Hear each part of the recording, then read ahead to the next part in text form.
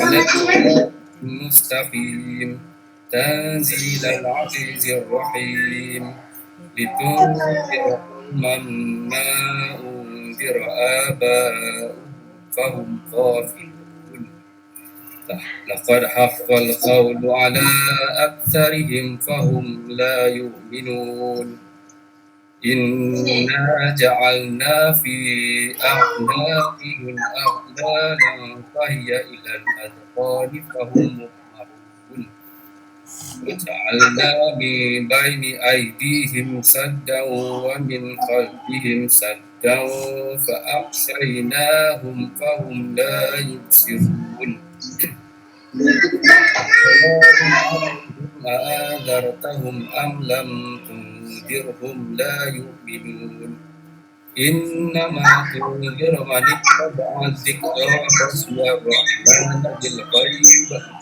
فبشره بمغفرة وأجر كريم إنا نحن نحيي الموتى ونكتب ما قدموا وآثارهم كل شيء أحصيناه في إمام مبين واضرب لهم مثلا أصحاب القرية إذ جاءها المرسلون إذ أرسلنا إليهم اثنين فكذبوهما فعززنا بثالث فقالوا إنا إليكم مرسلون قالوا ما أنتم إلا بشر مثلنا وما أنزل الرحمن من شيء إن أنتم إلا تكذبون قالوا ربنا يعلم إنا إليكم لمرسلون وما علينا إلا البلاغ المبين قالوا إنا تطيرنا بكم فإن لم تنتهوا لنرجمنكم وليمسنكم منا عذاب أليم قالوا طائركم معكم أئن ذكرتم بل أنتم قوم مسرفون وجاء من أقصى المدينة رجل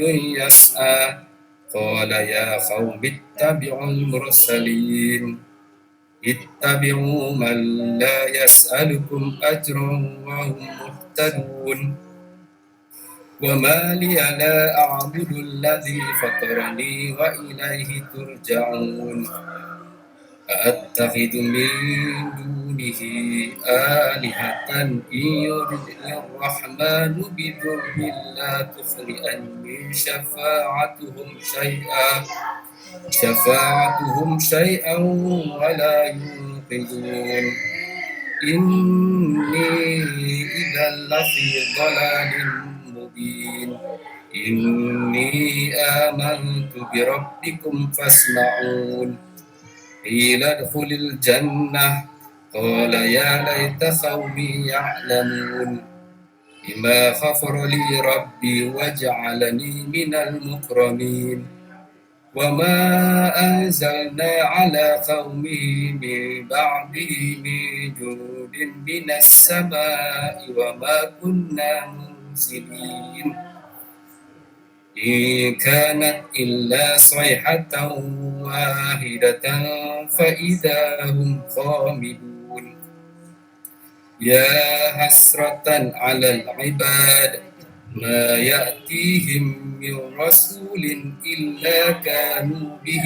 يستهزئون ألم يروا كم أهلكنا قبلهم من القرون أنهم إليهم لا يرجعون وإن كل لما جميع لدينا محضرون وآية لهم الأرض الميتة أحييناها وأخرجنا منها حبا فمنه يأكلون وجعلنا فيها جنات من نخيل وأعناب وفجرنا فيها من العيون ليأكلوا من ثمره وما عملته أيديهم أفلا يشكرون سبحان الذي خلق الأزواج كلها مما تنبت الأرض ومن أنفسهم ومما لا يعلمون وآية لهم الليل نسلخ منه النهار فإذا هم مسلمون والشمس تجري لمستقر لها ذلك تعبير العزيز العليم والقمر قدرناه منازل حتى عاد كالعرجون القديم لا الشمس ينبغي لها أن تدرك القمر والليل سابق النهار وكل في فلك يسبحون وآية لهم أنا حملنا ذريتهم في الفلك المشحون وخلقنا لهم من مثله ما يركبون وإن نشأ نغرقهم فلا صريخ لهم ولا هم ينقذون إلا رحمة منا ومتاعا إلى حين وإذا قيل لهم اتقوا ما بين أيديكم وما خلفكم لعلكم ترحمون وما تأتيهم من آية من آيات ربهم إلا كانوا عنها معرضين وإذا قيل لهم أنفقوا مما رزقكم الله قال الذين كفروا للذين آمنوا أنطعم من لو يشاء الله أطعمه إن أنتم إلا في ضلال مبين ويقولون متى هذا الوعد إن كنتم صادقين ما ينظرون إلا صيحة واحدة تأخذهم وهم يقسمون ولا يستطيعون توصية ولا إلى أهلهم يرجعون ونفخ في الصور فإذا هم من الأجداث إلى ربهم ينسلون قالوا يا ويلنا ما بعثنا من مرقدنا هذا ما وعد الرحمن وصدق المرسلون إن كانت إلا صيحة واحدة فإذا هم جميع لدينا محضرون فاليوم لا تظلم نفس شيئا ولا تجزون إلا ما كنتم تعملون إن أصحاب الجنة اليوم في شغل فاكهون هم وأزواجهم في ظلال على الأرائك متكئون لهم فيها فاكهة ولهم ما يدعون سلام قولا من رب رحيم وامتازوا اليوم أيها المجرمون لم أحد إليكم يا بني آدم ألا تعبدوا الشيطان إنه لكم عدو مبين وأن اعبدوني هذا صراط مستقيم ولقد أضل منكم جبلا كثيرا أفلم تكونوا تعقلون هذه جهنم التي كنتم توعدون اصلوها اليوم بما كنتم تكفرون اليوم نختم على أفواههم وتكلمنا أيديهم وتشهد أرجلهم بما كانوا يكسبون ولو نشاء لطمسنا على أعينهم فاستبقوا الصراط فأنى يبصرون ولو نشاء لمسعناهم على مكانتهم فما استطاعوا مضيا ولا يرجعون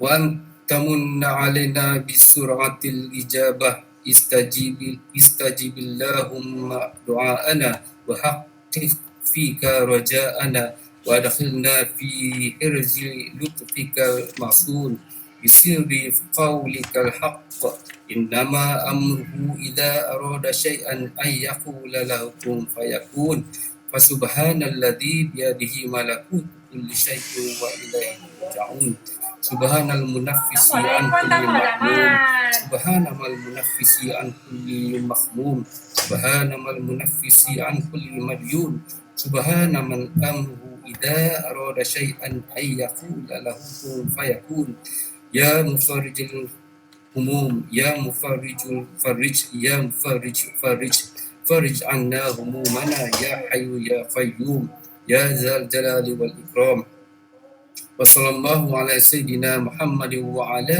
آله وصحبه وسلم والحمد لله رب العالمين.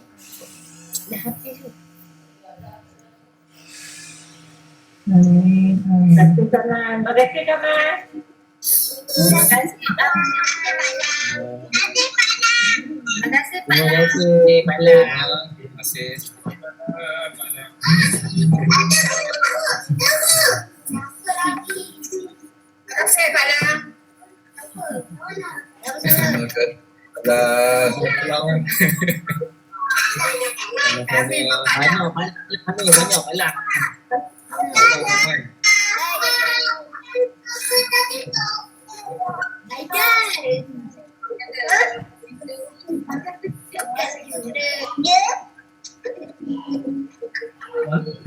Ustaz dah masuk dah. Salam Ustaz.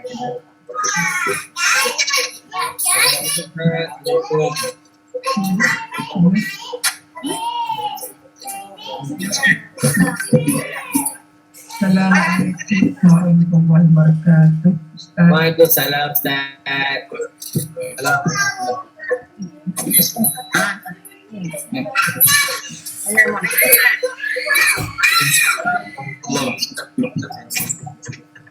Jika Fatimah, terima kasih. Ya. Masuk grup dulu kan. Ya. Selamat pagi. InsyaAllah kita akan mulakan. Bismillahirrahmanirrahim. Alhamdulillahirrabbilalamin. Wassalatu wassalam.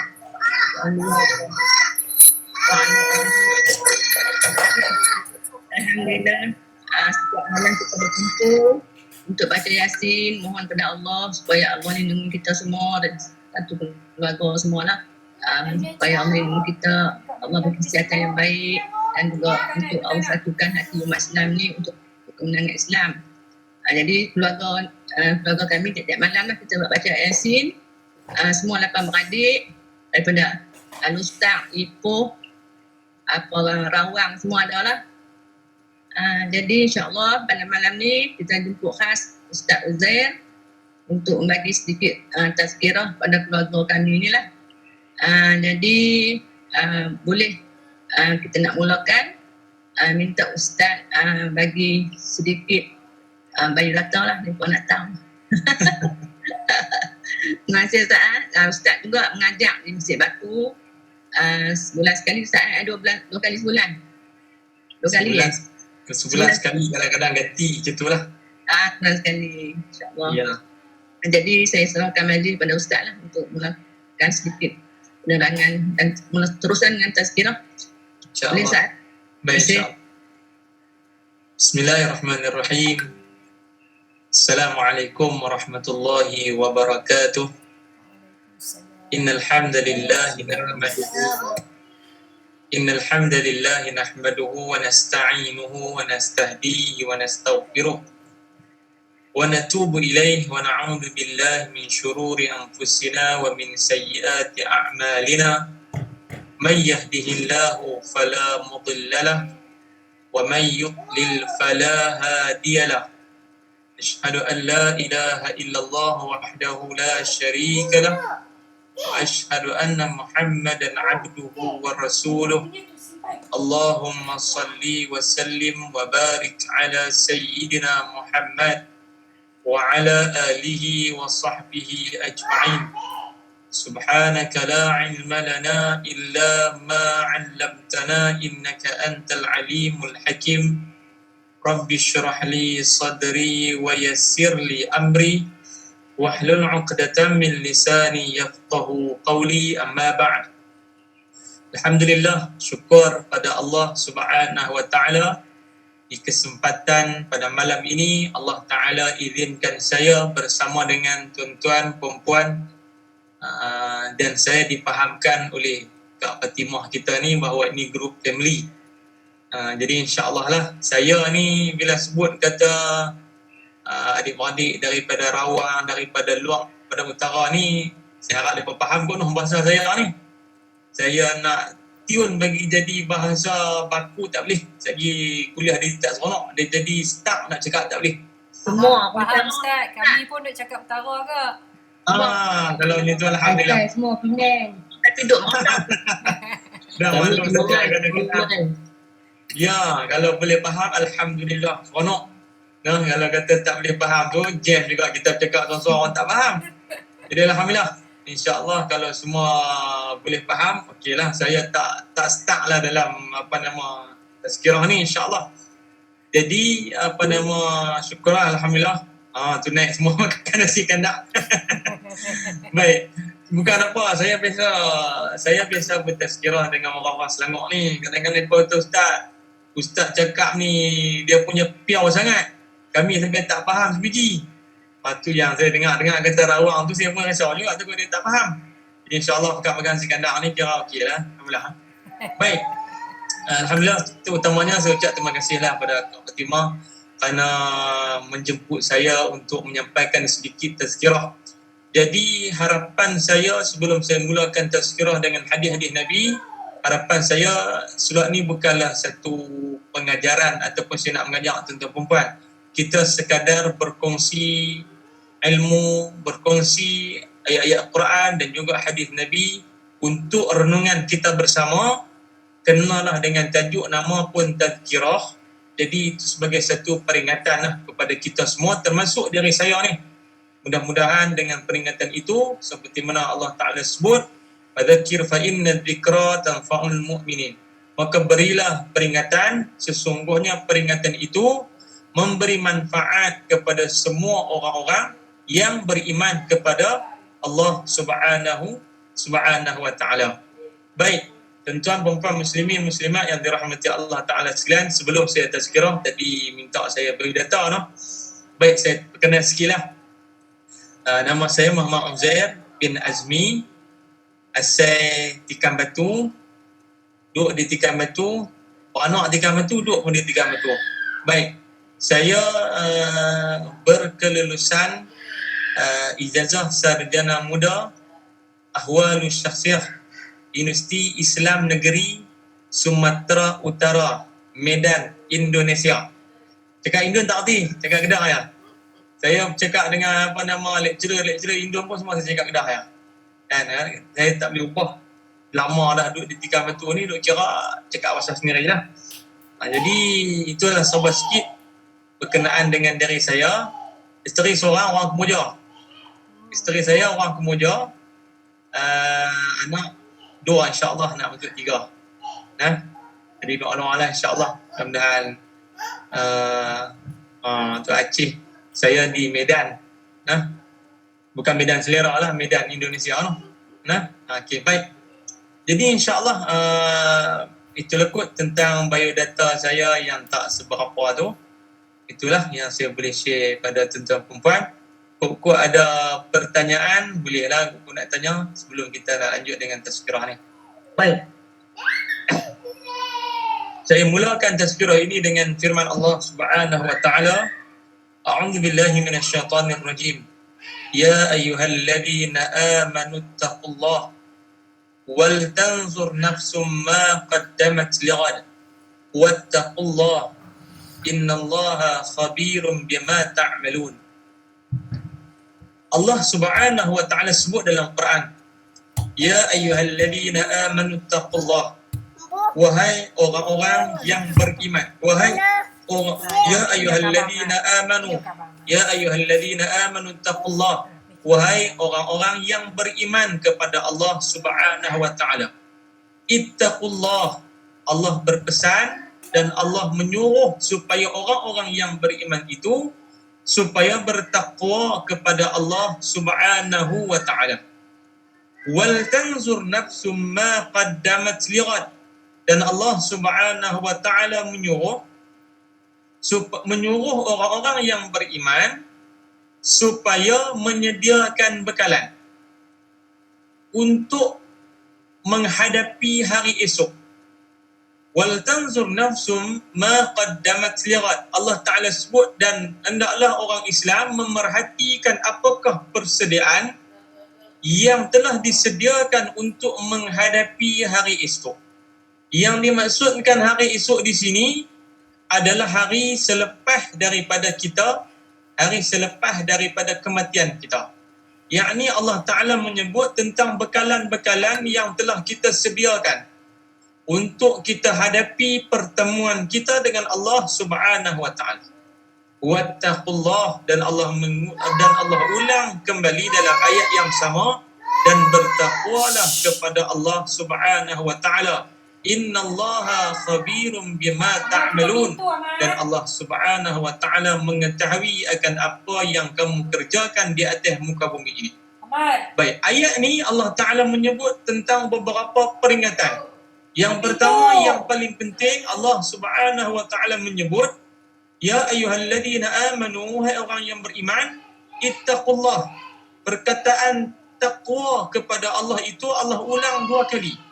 Sebelum daripada Allah mengingatkan tentang persediaan menghadapi hari esok, iaitu hari kiamat, Allah ulang dan Allah sebut dulu, bertakwalah kamu kepada Allah Subhanahu wa taala. Dan selepas daripada Allah mengingatkan kita tentang persediaan menghadapi hari esok, Allah ulang sekali lagi, bertakwalah kamu kepada Allah Subhanahu wa taala. Inilah ayat yang saya nak fokuskan tentang tajuk tazkirah pada malam ini, yang memfokuskan tentang perjalanan kehidupan. Jadi kalau kita tanya tentang perjalanan kehidupan, takwa kepada Allah itulah perjalanan kehidupan. Dalam kehidupan kita, kok mana pun kita tak boleh terkeluar daripada takwa kepada Allah Subhanahu wa taala. Dan dalam Quran Allah menggariskan berapa banyak ayat-ayat yang Allah Taala sebut tentang ketakwaan kepada Allah yang akhirnya menetijahkan kepada syurga Allah Subhanahu wa taala. Jadi apa yang saya nak sebutkan pada tuan-tuan dan puan sekalian, dalam kehidupan kita, dalam perjalanan kehidupan kita, takwa kepada Allah Subhanahu wa taala itulah yang nombor 1. Apapun yang berlaku dalam kehidupan kita, apapun yang kita hadapi, semuanya perlukan kepada ketakwaan kepada Allah Subhanahu wa taala. Saya ingin berkongsi kepada tuan-tuan dan puan sekalian.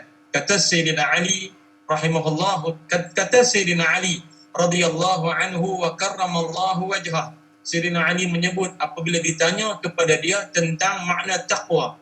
Kata Sayyidina Ali, makna takwa itu ada 4. Kata Sayyidina Ali, takwa itu ada 4. At-taqwa, kata Sayyidina Ali radhiyallahu anhu, al-khawfu minal jalil. Nombor 1, kata Sayyidina Ali, takwa itu yang pertama adalah takut kepada Allah Subhanahu wa taala. Nombor 1, kata Sayyidina Ali, takwa adalah takut kepada Allah Subhanahu wa taala. Orang yang betul-betul bertakwa pada Allah, apa yang dia nak buat atas muka bumi, semua melihat kepada suruhan dan tegahan Allah Subhanahu wa taala. Tu ada speaker on, dia ada satu background sound pula. Tutup sat. Mazia tutup. Mazia. Di rumah Mak Jana. Okey, tak apa, biasa tu. Saya pada anak kecil biasa. Tapi malam ni anak duduk rumah tok dia. Okey. Tu boleh buat live di luar ni, tidak kena duduk dalam bilik. Okey, baik. Jadi yang dimaknakan oleh Sayyidina Ali yang pertama, al-khawfu minal jalil, iaitu nombor satu, takut kepada Allah subhanahu wa ta'ala. Orang yang ada takwa, hati dia sentiasa takut pada Allah subhanahu wa ta'ala. Nak makan hasil daripada sumber yang was-was, takut pada Allah, itu takwa. Walaupun dia yakin, walaupun dia yang usaha, tapi dia rasa macam something wrong somewhere. Dia rasa macam ada kurang tang mana-mana dalam pendapatan dia, dia rasa macam tak seronok, maka ditinggalkan pekerjaan tu. Dia tak buat benda tu sebab takut dia pada Allah subhanahu wa ta'ala. Itulah yang dikatakan takwa pada Allah subhanahu wa ta'ala. Jadi apa yang Sayyidina Ali nak sebut, orang-orang yang bertakwa kepada Allah subhanahu wa ta'ala, nombor satu, dia takut dia pada Allah subhanahu wa ta'ala, mengatasi takut kepada yang lain daripada Allah subhanahu wa ta'ala. Inilah yang kita katakan, yang Nabi sebut dalam hadis dia, tidak akan berzina orang yang berzina sekiranya waktu dia nak berzina itu iman dia sedang meningkat naik kepada Allah. Waktu tu dia memang betul-betul takut pada Allah, dia tidak akan berzina. Seseorang yang nak mencuri, sewaktu dia nak mencuri itu dia takut pada Allah, dia tidak akan mencuri, kata Nabi SAW. Itulah yang dimaknakan dengan ketakwaan kepada Allah subhanahu wa ta'ala. Jadi atas dasar takut pada Allah Ta'ala inilah tuan-tuan perempuan yang menatijahkan kepada kita orang-orang Islam meninggalkan perbuatan ataupun tegahan yang ditegah oleh Allah subhanahu wa ta'ala. Saya beri kat tuan-tuan satu contoh. Saya walaupun orang kata apa, duk mengajar masjid, duk mengajar surau ni, kadang-kadang saya bukan cakap berkawan dengan orang-orang masjid. Saya suka berkawan dengan orang-orang yang jarang main masjid, orang-orang yang tak berapa rapat dengan agama ni, saya berkawan. Sebab apa? Kita nak tahu isi hati mereka, kita nak tarik mereka main kepada agama dengan cara yang hikmah. Saya menjumpa 2-3 orang yang mereka ni kerja catering makan ni lah, kerja bahagian kemah ni. Mereka cerita kat saya, Ustaz, kami satu hari terima satu tempahan kemah dengan kerusi meja sekali lah. So kami hantar kemah apa semua ni, set up apa semua dah selesai, kami balik. Selesai majlis kenduri, kami ambil baliklah barang-barang kemah, meja, kerusi semua tu. Baik. Dia kata, Ustaz, waktu kami sampai nak ambil kemah, meja, kerusi buat balik ni, kami terkejut. Sebab apa? Sebab kami sebelum ni tak pernah terima tempahan daripada bukan Islam. Tapi untuk kali ni kami tersilap. Kawan yang tuan-tuan kenduri itu cakap bunyi Melayu, rupa-rupanya Siam, rupa-rupanya bukan Islam. Dan dia buat majlis kenduri itu dia jamu arak. Ni cerita puak-puak yang geng-geng catering ni lah kat saya. Dia kata, Ustaz, kami pun bila sampai tengok-tengok, botol arak tu ada atas meja, cawan yang berisi arak pun ada atas meja. Allah. Dia kata kat saya lah, dia kata, kami ni silap dah, Ustaz. Silap apa? Silap pergi terima tempahan yang macam tu. Okey lah, saya kata, apa masalah dia? Masalah dia begini, Ustaz. Kami bila nak buat balik meja, nak buat balik kerusi apa semua ni, atas meja tu ada yang arak. Botol arak ada, cawan yang berisi arak pun ada. Maklum sajalah orang makan kenduri. Dan kadang tu bukan dia nak simpan, dia biar macam tu lah. Baik. Jadi kami lah nak kena ambil cawan tu, lempak ke tepi, buang ke tepi. Kemudian pula nak angkut meja tu apa semua. Jadi kami duk buat kerja tu, duk jaga tak mau bagi arak tu tumpah kena kat kami ni. Jaga Ustaz. Kok mana pun bila waktu tuang ayam arak tu, ayam tu percik kena kaki. Tak? Ni cerita geng-geng yang api buat kerja tu dah. Baik, saya pun tanya, tu kalau dah kena di kaki, apa buat macam mana? Dia tu, Ustaz, kami ni balik mai di rumah, sampai tempat store untuk simpan barang tu, kami terjun ban, tahu ban? Tali ayam. Kami terjun ban, ambil ayam seluruh tu, tenyih habis semua ni, lomak habis di kaki hak kena arak tu. Tak? Saya kata, apa sebab lagu tu? Ustaz, dia lebih kurang najis babi lah. Tak? Dia kata kat dia kata kat saya. Dia kata kami lumuk habis, tang mana kena arak tu kami lumuk habis. Dia kata habis kami lumuk. Basuh pula dengan 6 kali ayat bersih, ayat mutlak. Hak yang kali pertama tu ambil lumuk tu tang mana ada asal lagu kena ada arak tadi tenyih henti-henti. Buat sungguh-sungguh lah. Saya kata kat depa. Saya pun jenis lawyer borok juga. Dia kata kat depa, tak boleh buat macam tu. Tak suci lagi. Nanti dia buat macam mana Ustaz? Dia kata, kerat kaki tutup bang. Dia kata. Saya kata kat depa. Tak? Pasal tak boleh. Dia kata buat lagu tu. Saya diam melawak dengan depa lah. Tapi tuan-tuan, apa yang saya nak share dengan tuan-tuan perempuan? Depa ni, yang kata geng-geng catering yang saya kenal ni, depa ni tak sembahyang. Depa ni, saya kenal depa, ajak depa pelan-pelan. Depa ni tak sembahyang. Tapi, walaupun depa tak sembahyang, tapi satu benda yang saya perasan ada dalam diri depa, keimanan walaupun sedikit. Yang kata takut dekat Allah Ta'ala walaupun sikit. Sikit dia tahu mana? Walaupun depa tak sembahyang, tapi tang arak tu depa tak minum dan dia rasa jijik dengan arak. Itulah antara bukti kata iman tu ada walaupun sikit.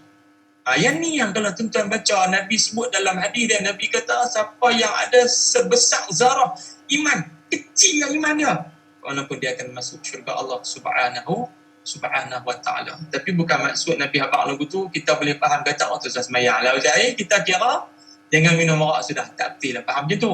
Cumanya yang kita nak kena faham betul-betul apa dia, iman pada Allah Subhanahu wa ta'ala ianya menatijahkan kepada takwa kepada Allah Subhanahu wa ta'ala. Yang bermaksud dengan takwa tadi adalah takut kepada Allah Subhanahu wa ta'ala.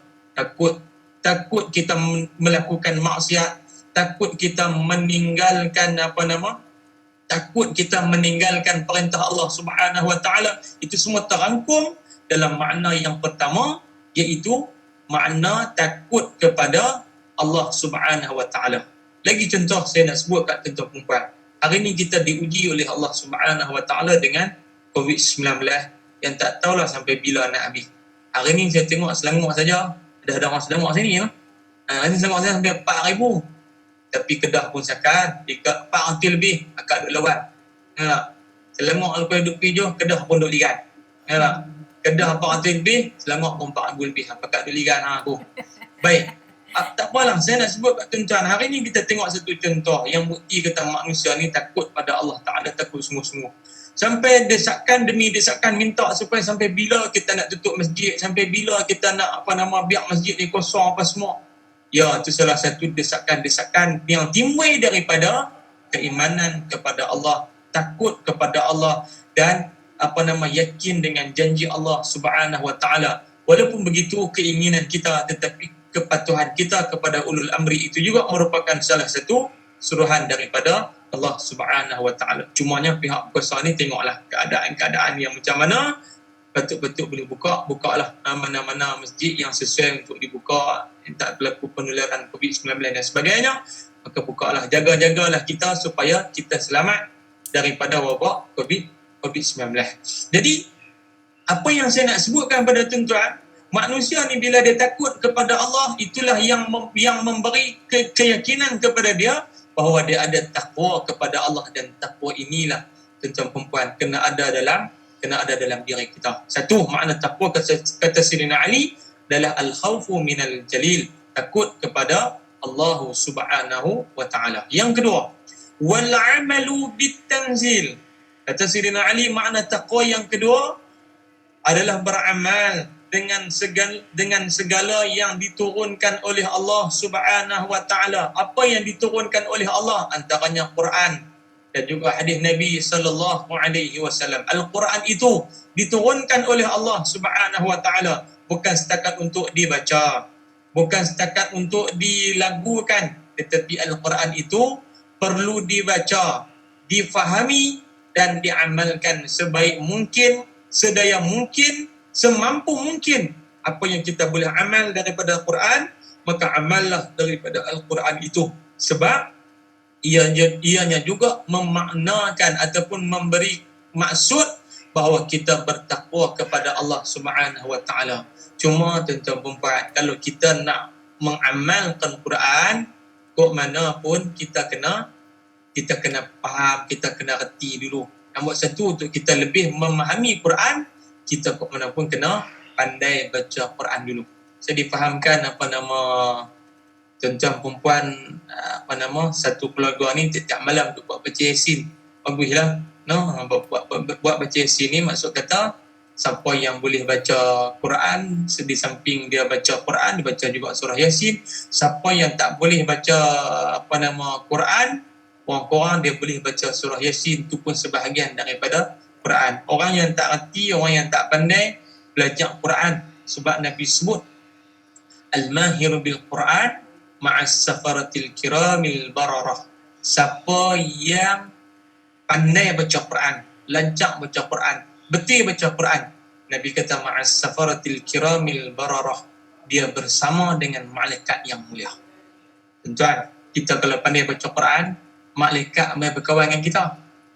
Kita jangan berkawan dengan iblis. Kita jangan berkawan dengan syaitan. Kita nak berkawan dengan malaikat. Biar kita pergi mana pun, malaikat sentiasa memayungi kita. Kita pergi mana pun, kita sentiasa berdamping dengan malaikat. Sebab syaitan tidak akan bersama dengan orang yang bersama dengan malaikat. Syaitan dengan malaikat, dia tak boleh hidup sekali. Malaikat dengan syaitan pun tak boleh hidup sekali. Kalau kita bersama dengan malaikat, maknanya kita jauh dengan syaitan. Kalau kita dekat dengan malaikat, kita berdamping dengan malaikat, iblis pun tak teringin dengan kita. Jadi kita nak bahagia, kita nak kesejahteraan, kita nak kebahagiaan, maka banyak-banyaklah baca Quran. Yang tak reti, baca bagi pandai. Dan belajar bagi boleh. Dan Nabi sebut al-mahiru bil Quran ma'as safaratil kiramil bararah walladhi yaqra'ul Quran wa yatata'ta' fihi wa huwa alaihi syaqun lahu ajran. Sabda Nabi SAW, kalau orang yang pandai baca Quran, dia bersama dengan malaikat yang mulia, malaikat berkawan dengan dia, malaikat syok dengan dia. Dan kata Nabi, siapa yang tak pandai baca Quran, dia belajar juga dan dia gagak wa yatata'ta' fihi. Nabi kata dia baca Quran tapi dalam keadaan terketak-ketak, tersekat-sekat, tak apa nak lancar, tak apa nak pandai, tergagak-gagak. Wa huwa alaihi syaqun, dan dia rasa payah sungguh nak mengaji Quran, payah sungguh nak belajar Quran, susah sungguh nak belajar Quran. Lahu ajran, Nabi kata 2 pahala. Nabi sebut siapa rajin belajar Quran walaupun susah, 2 pahala. Saya dulu pun masa mengaji Quran, budak-budak dulu masa zaman kadang pun terbunyi celah kau pisang juga. Saya tak mau pergi mengaji Quran. Saya payah, memang budak-budak dululah. Ada. Tapi bila main besar-besar ni, ingat masa dulu ni nakal ni, mujak-mujak lah. Alhamdulillah Allah Ta'ala bagi ilmu sikit boleh baca Quran.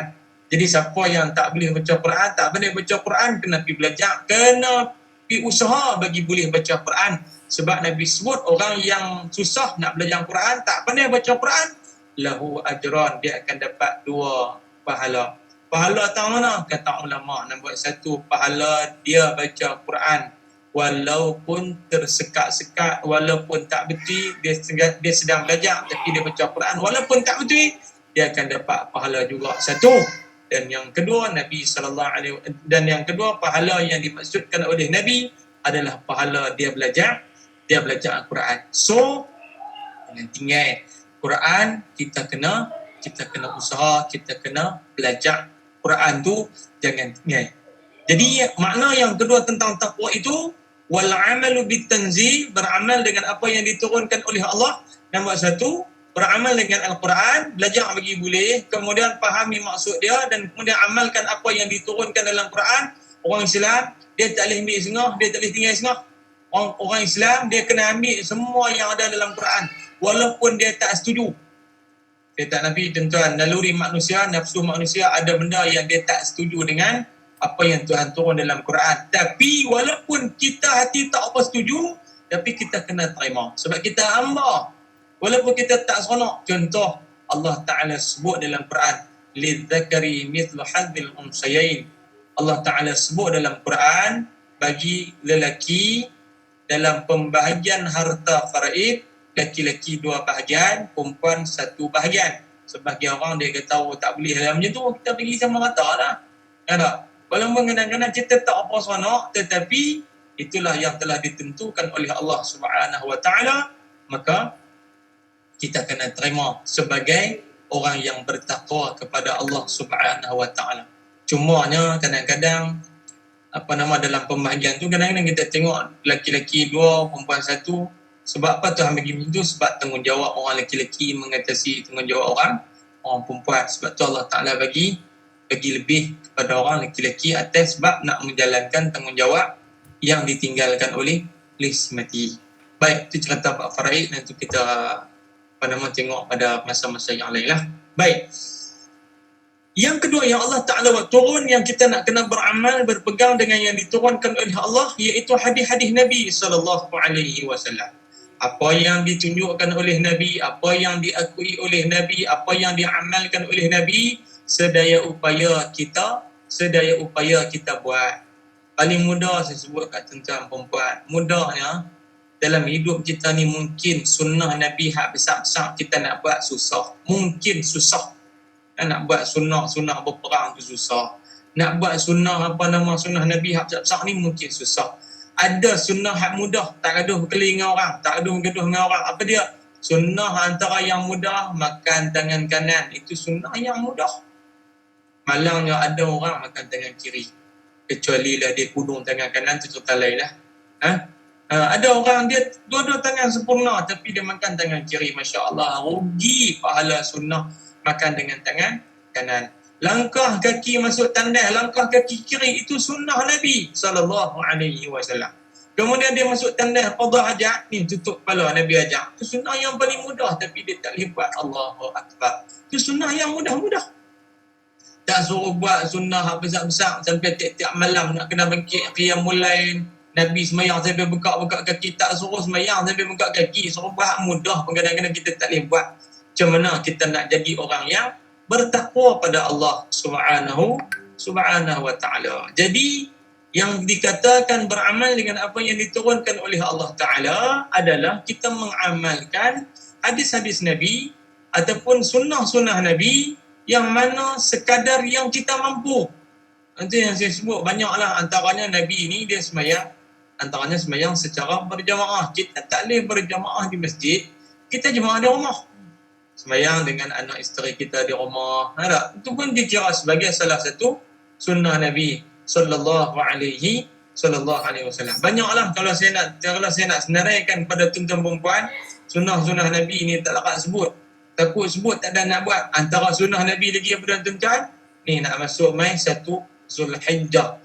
Siapa yang berkemampuan, Nabi sebut man kana lahu sa'atun wa lam yudah fala yaqrabanna musallana. Nabi sebut siapa yang mampu untuk melaksanakan ibadah korban tetapi tidak melaksanakan ibadah korban itu, fala yaqrabanna musallana. Nabi kata jangan bermain dekat dengan tempat sembahyang kami. Maknanya Nabi tak apa seronok kalau orang yang berkemampuan, duit ringgit, ada tenaga, berkemampuan lah, berkelapangan dari segi harta untuk buat korban, tiba-tiba tak buat. Nabi seolah-olah tak apa seronok nak kawan dengan orang yang macam ni.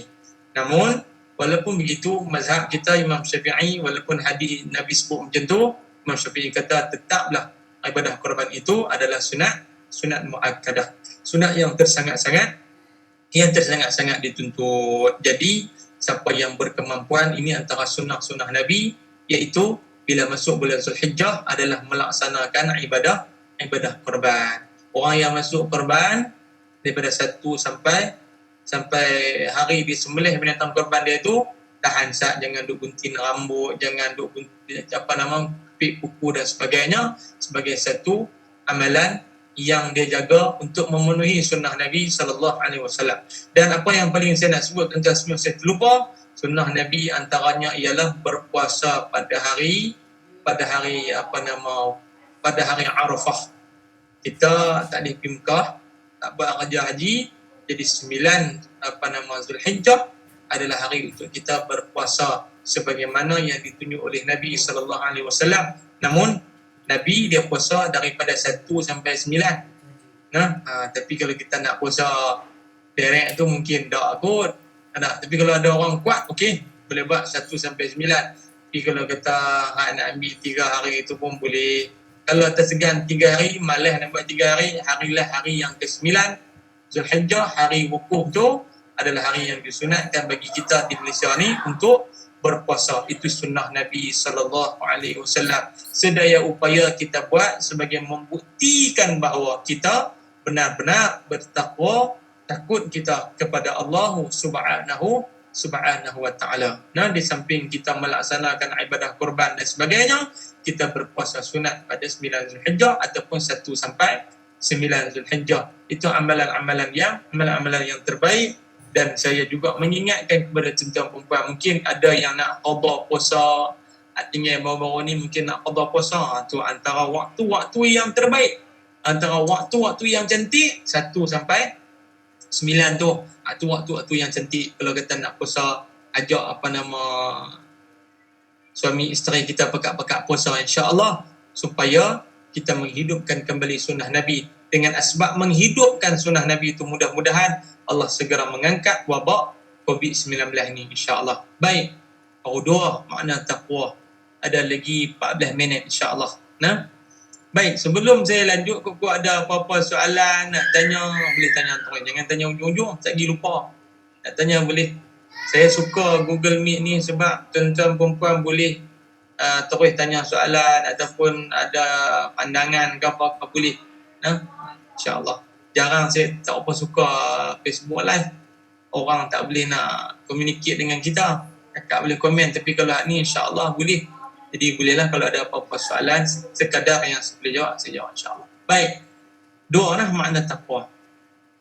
Yang ketiga kata Sayyidina Ali radhiyallahu ta'ala anhu, wal qana'atu bil qalil, ataupun ar-ridha bil qalil. Kata Sayyidina Ali rahimahullah radhiyallahu ta'ala anhu, Sayyidina Ali kata makna taqwa yang ketiga ataupun makna taqwa yang ketiga kata Sayyidina Ali adalah redha dengan apa yang kita ada. Kita kerja dapat gaji sehari RM25, alhamdulillah. Kerja dapat sehari gaji RM20, alhamdulillah. Syukur pada Allah Subhanahu wa ta'ala ada rezeki untuk kita belanja makan, untuk kita menguruskan rumah tangga kita. Saya bukanlah kata terlibat, saya duk tengok saya duk join jugalah dengan Yayasan Amal Malaysia, cawangan Kedah. Ni saya pergi pejabat mereka, tengok satu video pengurusi dia tunjuk kat saya, orang-orang Afrika, Masya Allah, dia minum air tuan-tuan, ambil daripada satu, kalau Kedah ni dia panggil lecah. Lecah tu air tekuang, air hujan, dia tekuang atas tanah tu, dia lecah lah. Tuan-tuan makan nasi kandang, tahu lah maksud lecah tu. Air lecah tu dia ambil, cedok air lecah tu, bubuh dalam botol. Kemudian sebelum nak tuang dalam botol tu, dia tapih, pasiak-pasiak tapih. Lepas tu saya tanya pengurusi Yayasan Amal tu, Haji Zulkifli tu, saya tanya dia, tu air tu buat apa Haji? Air tu mandi ke apa ke? Ustaz, air tu dia minum, koroh tuan-tuan. Dia minum. Saya kata dekat Haji Zul, pengurusi Yayasan Amal, kita ni kalau minum air tu, perasan masuk dalam wad minggu-minggu, perasan sakit perut. Tapi mereka orang Afrika, Allah Ta'ala bagi kat mereka satu kurniaan rezeki, minum air lecah, minum. Air lecah, balik pergi minum, balik makan minum, tapi tak sakit perut. Kita hari ni ada rezeki Allah Ta'ala bagi cukup melimpah ruah. Kalau tak kerja gaji sehari RM25, RM20 tu kena syukur dah. Sebab redha dan bersyukur dengan nikmat yang Allah Ta'ala bagi itu adalah menatijahkan kepada taqwa pada Allah Subhanahu wa ta'ala. Jadi saya pergi tengok tu pasal Yayasan Amal duk target nak buat telaga kat mereka. Mereka dapat ayat bersih. Sebab tu juga salah satu saham untuk kita bawa di sana esok, antara wakaf yang Nabi galakkan dibuat adalah wakaf ayat. Jadi kita boleh, kalau wakaf telaga tu baguslah. Tu kata mereka buatlah, mereka usaha buat, mereka tengah cari dana, insya-Allah. Jadi apa yang saya nak sebut kat tuan-tuan, redha ke atas perkara-perkara yang kita dah ada dah. Allah Ta'ala izin kita ada rezeki walaupun tak banyak mana, kita hidup bahagia. Kadang-kadang tuan-tuan, kita duk nampak rezeki dari segi duit ringgit. Tapi kadang-kadang rezeki itu mai dalam bentuk anak yang ramai. Mai dalam bentuk anak yang soleh. Saya tanya orang tua-tua dulu, tuan-tuan perempuan. Anak-anak mereka ramai. Mak ayah susah. Zaman, orang kata apa zaman dulu ni, pergi sekolah, bawa telur ayam jual. Jual telur ayam tu dapat sekupang zaman dulu ni, 10 sen zaman dulu, bukan macam zaman kita. Budak-budak lah apa tengok sekupang ambil main tu ya. Dia tak nilai dah sekupang tu, tapi orang dulu susah, sekupang tu cukup besar nilai dia. Baik. Yang kata orang dulu ni dia syukur, redha dengan apa yang ada pada dia. Hari ni anak-anak mereka berjaya jadi orang besar-besar. Sebab apa? Sebab masa dulu, masa hidup susah, belajar redha, maka Allah Ta'ala ganti dengan keredaan mereka sewaktu susah itu dengan kesenangan di kemudian hari dengan sebab takwa pada Allah Subhanahu Wa Ta'ala. Jadi kita pun tentang pembahasan, kita dah ada kurniaan Allah Ta'ala bagi kat kita macam-macam. Allah bagi anak, Allah bagi kaya, Allah bagi sihat, Allah bagi bahagia, Allah bagi sejahtera. Allah kadang-kadang Allah tarik yang ni, Allah bagi yang ni. Saya biasa jumpa, tak? Biasa jumpa satu orang kaya, duit banyak, nikah banyak tahun, tapi Allah Ta'ala tak bagi rezeki anak kat dia. Dia dapat rezeki duit ni berlambak-lambak, tapi Allah Ta'ala tak bagi rezeki anak pada dia. Begitulah Allah Ta'ala uji manusia. Kadang-kadang Allah bagi rezeki dia, duit ringgit dia banyak, tapi Allah tarik nikmat. Allah tarik nikmat anak, Tuhan tak bagi anak kat dia. Ada orang duit tak ada, tapi anak ni setahun seorang. Duk tengok mereka ni duk keli punya keli, tak tahu beranak sebab tu juga. Nak yang kata mereka ni, yang kata rezeki anak ni murah, Allah Ta'ala bagi ni macam-macam. Manusia ni dia begitulah, ujian daripada Allah. Yang paling penting Sayyidina Ali nak pesan kat kita, redha dengan apa yang ada pada kita walaupun sikit, redhalah, dan yang sedikit itu berkatnya ada di sisi Allah Subhanahu Wa Ta'ala. Janji kita ada keredaan. Saya nak sebut tuan-tuan, Jabir bin Abdullah dalam satu hadis riwayat Imam Bukhari, Jabir bin Abdullah biasa dia tengok Nabi ni lapak yang tersangat-sangat lapak. Lapak sungguh-sungguh ni, dia tengok Nabi sampai ikat ketir batu di perut. Dia balik, yang kata Jabir bin Abdullah balik pergi jumpa isteri dia. Dia kata dekat isteri dia, ada apa di rumah, masak, nak panggil Nabi main makan. Isteri dia kata, abang kita tak ada apa, ada anak kambing seekor, kemudian ada gandum sikit. Jabir kata kat isteri dia, okey, gandum tu uli buat roti bakar. Kemudian kambing tu sembelih, kita buat kuah cicah dengan roti. Roti tu cicah dengan kuah. Baik, Jabir bila abang tu kat bini dia terus pergi jumpa Nabi. Dia kata, ya Rasulullah, jom dia makan rumah saya. Nabi ni dia dengan sahabat cukup sayang. Nabi kata dekat Jabir, Nabi kata, hang buat banyak mana? Jabir habaq kat Nabi, gandum ada segenggam, saya uli buat roti.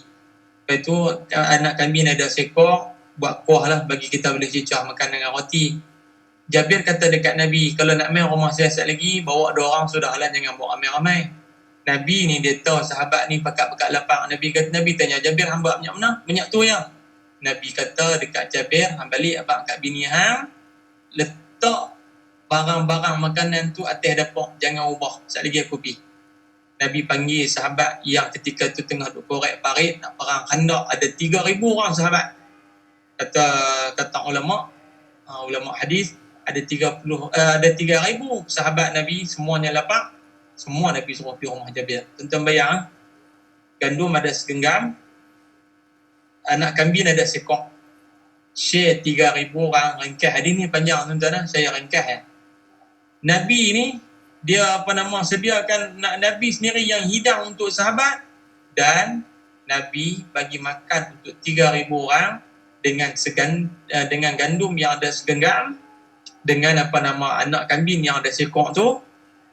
Nabi bagi makan kenyang 3,000, bukan tekak kenyang tuan-tuan perempuan. Sampai Nabi kata dekat Jabir, ni ada baki lebih ni, sahabat lain dah makan, yang ni hampa makan. Nabi kata dekat dia, habis hampa makan, pergi sedekah pula ke orang. Dan bayang, sahabat dah makan 3,000 orang makan lah. Kemudian Jabir dengan keluarga dia makan, tu pun ada lebih. Nabi kata pergi sedekah lagi dekat orang yang orang yang memerlukan. Dan cuma bayang, kalau kita nak buat kenduri, berani buat. Anak kambing sekok nak jamu 3 ragu. Tu yang kata redha dengan yang sedikit. Itu berlaku kepada Nabi SAW. No? Kalau nak try buat tengoklah. Ada cukup nak tahu. Kalau tak cukup pakat tokaklah kursi meja seorang sikit. Ada. Begitulah. So itu termaktub di dalam hadis Nabi riwayat Imam Bukhari. Apa yang saya nak sebut kat tuan-tuan, redhalah, Allah Taala akan bagi keluar. Allah Taala akan bagi jalan keluar terhadap segala masalah yang kita hadapi. Dan yang terakhir dalam makna taqwa, wal isti'dadu fi yaumir rahil. Kata Sayyidina Ali yang keempat, makna taqwa adalah bersiap sedia bekalan untuk kita bertemu dengan Allah Subhanahu wa ta'ala. Siap sedia bekalan ni tuan-tuan dengan sembahyangnya, dengan sedekahnya, dengan apa juga bekalan-bekalan, bekal-bekal yang kita boleh buat supaya apabila kita mati, bersambung pahala kita, bersambung sehingga melahirkan beberapa generasi pahala tu still kita boleh dapat. Saya nak share kat tuan-tuan satu benda, pahala MLM. Apa dia MLM tu? Multi level marketing. Macam kita ada orang duk buat MLM dunia tu lah. Tuan-tuan, kita Nabi sebut dalam hadis, idza mata ibnu adam in qata'a amaluhu illa min 3, sadaqatun jariyah aw 'ilmun yuntafa'u bih aw waladun salih yad'u lah. Nabi kata bila mati anak Adam terputus semua benda kecuali 3. Nombor 1 Nabi kata sedekah jariah. Siapa ada kelapangan rezeki dia boleh sedekah jariah. Tapi kalau orang susah dia nak makan pun tak ada, nak sedekah macam mana? Nombor 2 ni besar. Apa dia nombor 2? Nabi sebut aw ilmu yuntafa'u bih, ilmu yang dimanfaatkan oleh orang lain. Saya nak sebut kat tuan-tuan, kita ada anak, kita ada cucu. Kita ada orang kecil-kecil yang ada dalam family kita. Mereka ni tak reti baca Quran, tak kenal huruf, tak tahu. Kita orang yang mula-mula ajak mereka alif, ba, ta, sampailah mereka pandai baca Quran. Siapa yang ajak asas, dia boleh kenal alif, ba, ta. Budak tu boleh baca Quran. Kita dapat saham sampai bila-bila. Kemudian esok dia ajak pula anak cucu dia, daripada hasil ilmu yang kita ajak, dia duk kembangkan ilmu tu, kita dapat pahala. Kita walaupun dah mati, kita dapat pahala. Tak jadi orang kaya pun tak apa. Janji kita sebarkan ilmu setakat mana yang kita reti, setakat mana yang kita tahu, maka itulah yang menjadi saham bagi kita bersambung sehinggalah akhirnya kita dapat keberkatan di sisi Allah Subhanahu wa taala dan kita mati pahala kita sentiasa mengalir. Dan yang ketiga Nabi sebut, kita tinggalkan anak yang soleh yang mendoakan kepada kedua ibu dan ayahnya. Kadang-kadang orang tak ada anak nak doa macam mana? Ilmu dia ada, ajak pada orang lain. InsyaAllah dia menjadi satu pahala yang berterusan walaupun dia dah mati. Jadi tuan-tuan perempuan muslimat yang dirahmati Allah Ta'ala sekalian, jadi itulah 4 makna taqwa yang disebut oleh Sayyidina Ali karramallahu wajhah wa radhiyallahu ta'ala anhu, iaitu yang pertama takut pada Allah Ta'ala. Yang kedua, beramal dengan apa yang diturunkan oleh Allah. Yang ketiga adalah redha dengan apa yang kita ada. Yang keempat adalah bersiap sedia untuk kalian hari selepas daripada kita mati. Jadi empat perkara ini kalau ada pada kita, maka sempurnalah perjalanan kehidupan kita dalam nak mencapai bahagia akhirat dan supaya kita mendapat keridhaan Allah Subhanahu wa taala, dan yang paling penting kita semua dihimpunkan dan dimasukkan ke dalam syurga Allah Subhanahu wa taala. Jadi takat itulah yang saya mampu share pada tuan-tuan perempuan makna taqwa, dan mudah-mudahan kita dapat amal semampu mungkin dalam mendapatkan keridhaan daripada Allah Subhanahu wa taala. Jadi insya-Allah saya ingat takat tu dululah apa yang saya boleh kongsikan kepada tuan-tuan perempuan. Mudah-mudahan pertemuan kita pada kali ini dirahmati oleh Allah Subhanahu wa taala dan diganjari dengan ganjaran yang sebaik-baiknya, dan apa yang tersilap saya minta maaf. Terkasar bahasa tertulis hati dan perasaan tuan-tuan perempuan sekalian, saya minta maaf. Aqulu qawli hadha wa astaghfirullahal azim li wa lakum. Saya serahkan pada Fatimah baliklah. Wassalam. Alhamdulillah, terima kasih Ustaz. Boleh buka pada soalan tak Ustaz? Sila. Kakak saya boleh jawab, saya jawab lah. Sila. Ada anak makan siapa nak tanya apa kan? Ustaz. Dalam grup ni semua ada Ustaz. Cucu, cicit semua ada dalam ni. Oh no. Wah, Piut ada, piut. Tahu piut? dia tak ada lagi. Tak ada lagi. Ada soalan kan? Tak ada Ustaz. apa. Ustaz macam Semua. Ustaz tanya satu. Ya. Macam nombor 4 tu kan makna takwa yang keempat tu. Ya. Bersiap sedia bekalan. Ini manusia macam kita ni, manusia biasa ni, kita tahu benda tu kita kena siap sedia, tapi kita rasa macam kita tak bersedia. Macam tak sempat. Sebab masa pun kita rasa masa berlalu cepat sangat. Ya, Kita terkejap-kejap. Nak berlalu kan. Rasa macam bolehkah bersedia dah ke untuk kematian tu. Ini Ustaz. Okey. Baik.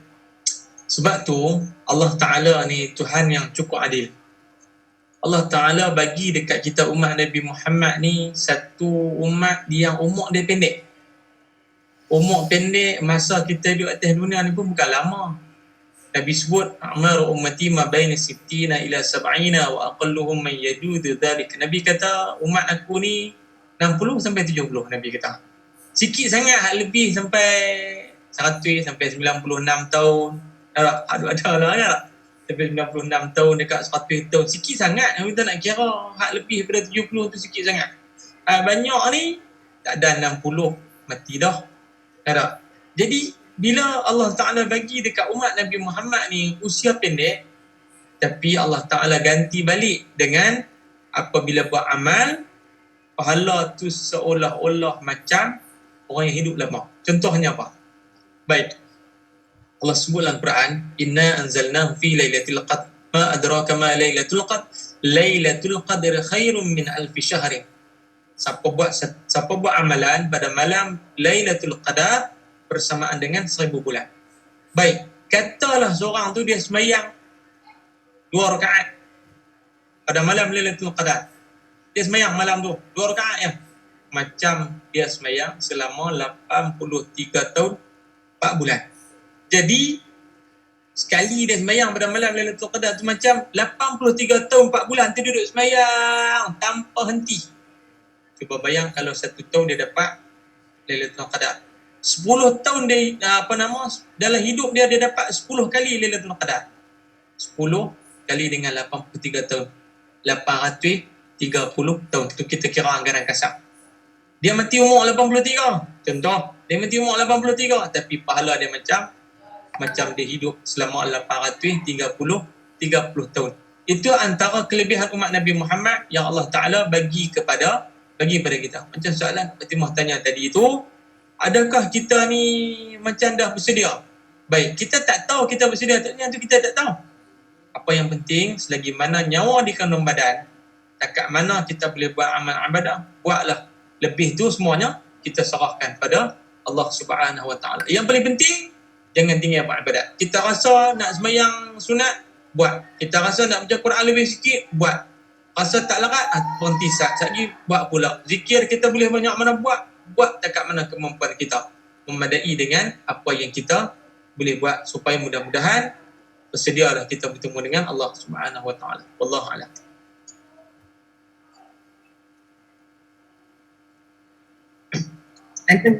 Ada lagi tak soalan? Kalau tak ada, kita nak minta Ustaz baca doa sikit lah, boleh Ustaz? Ya, boleh insya-Allah. InsyaAllah. Al-Fatihah. A'udzubillahi minasyaitonir rajim. Bismillahirrahmanirrahim. Alhamdulillah rabbil alamin arrahmanir rahim. Iyyaka na'budu wa iyyaka nasta'in. Bismillahirrahmanirrahim. Alhamdulillahi rabbil alamin. Hamdan yuwafi ni'amahu wa yukafi mazida. Ya Rabbana lakal hamdu kama yanbaghi li jalali wajhikal karim wa 'azimi sultanik. Allahumma ij'alna minal ladina yastami'una al-qawla fayattabi'una ahsana. Allahumma faqihna fid din wa 'allimna at-ta'wil wa ihdinas siratal mustaqim. Allahumma ij'al jam'ana jam'al marhuma wa tafarraqna min ba'dihi tafarraqan ma'suma. Rabbana atina fid dunya hasanah wa fil akhirati hasanah wa qina adzabannar. Alhamdulillahirabbil alamin. Baik, terima kasih Ustaz. Baik, sama. Terima kasih banyak. Terima kasih Ustaz. Terima kasih. Baik. Ustaz, dua-dua Ustaz ambil mana Ustaz? Dua-dua Dua-dua Ustaz ambil mana? Dua-dua. Dua-dua orang kampung saya buat. Tukar batu Dua-dua lah. kampung. Ya, Orang tukar batu. orang tukar itu orang kampung saya buat. Okey, terima kasih banyak. Baik. Terima kasih banyak lah. Saya mohon undur diri. Ya. Jumpa lagi Ustaz nak ni no. InsyaAllah ada kita lakukan. InsyaAllah. Semoga apa yang disampaikan Ustaz ni menjadi sangat menjadi apa yang sebagai sekiranya